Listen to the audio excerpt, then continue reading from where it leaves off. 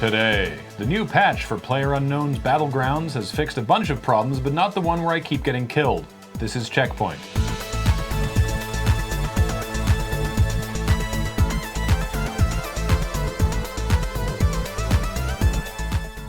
Welcome to CheckPoint, or for our regional affiliates, welcome to TickSpot and Stroke Place. Also, welcome to viewers of our newest international franchise, Audit Spike, but I think we may have to double-check the translation on that one. Mario Kart 8 Deluxe is coming out for Nintendo Switch this week, and they have gone ham with marketing the game at Target. When you pass through the double automatic doors to enter a Target, it plays the Mario Kart Ready, Set, Go noise, which elicits a damn near Pavlovian response from some people. Also, a decision from the world of mistakes, they've wrapped the shopping carts to look like Mario Karts. I'm sure that seemed like a terrific idea on paper, but do you want your customers to have shopping cart races through the housewares department? Because that's how you get shopping cart races through the housewares department.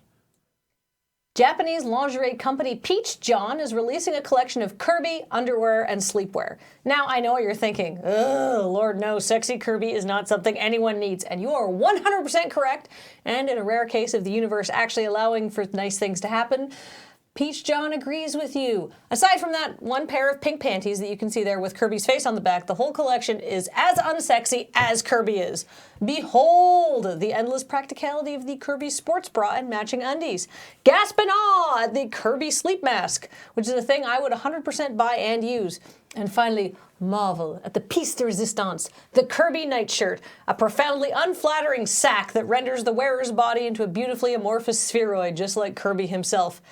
This isn't bedroom attire that merely says, I'm not in the mood. This is bedroom attire that says, I'm going to lay in bed and play Animal Crossing until I fall asleep with my 3DS on top of my face, and I will be drooling and farting all night, as is my God-given right. If you want to get frisky, you'll need to find my boobs in the approximately 80 square meters of Pepto-Bismol pink fabric I have tented around them. I will take the whole set, thank you.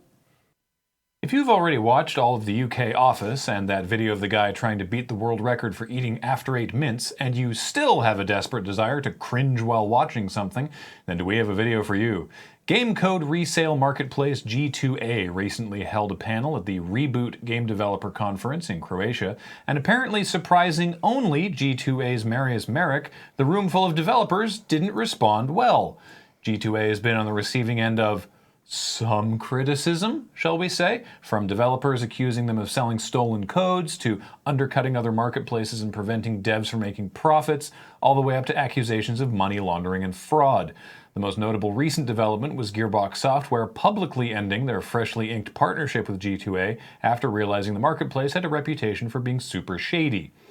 Not sure exactly what G2A was hoping to achieve by trying to appeal to a room full of their most vocal critics, the people who claim G2A is actively costing them sales, but if you want to watch a man get slowly murdered for an hour, the video is on Twitch.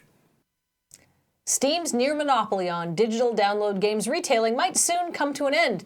Tencent is revamping its game store WeGame to go after international users.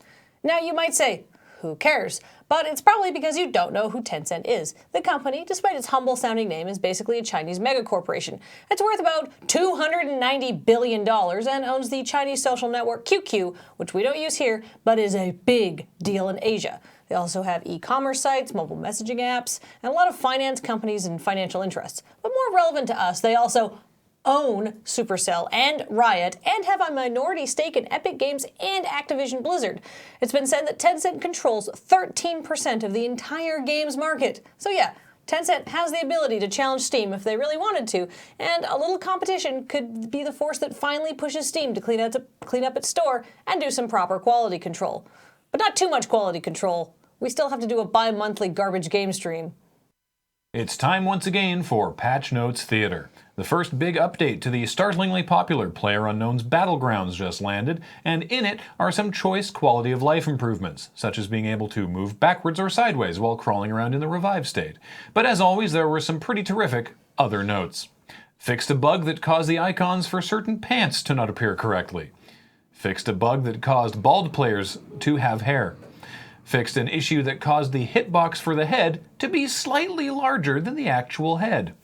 Adjusted placement of trees that were spawning inside houses or above the terrain. The position of bullets are now the same for both yourself and the others. And adjusted the ragdoll physics for dead characters to be more natural. I don't want to know how they researched what lifeless bodies look like naturally. Bah, those patches are boring. The most important game update this week was Final Fantasy 15, adding an Afrojack sword. What? It's a sword that plays the music of Afrojack. Why? Because the Final Fantasy 15 development team is just super into Afrojack. Between this and the cup noodle hat thing, I'm not sure I want to play Final Fantasy 15 anymore. Wise decision.